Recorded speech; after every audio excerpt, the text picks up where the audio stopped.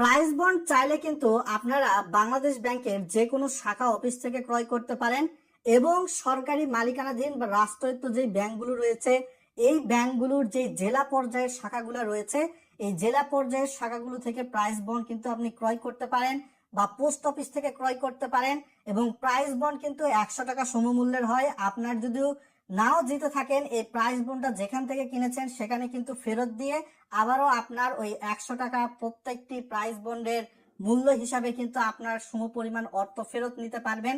তো এই প্রাইস বন্ডের ড্র অনুষ্ঠিত হয়ে গেলেই যে প্রাইস বন্ড মূল্যহীন হয়ে যাচ্ছে বিষয়টা এমন না।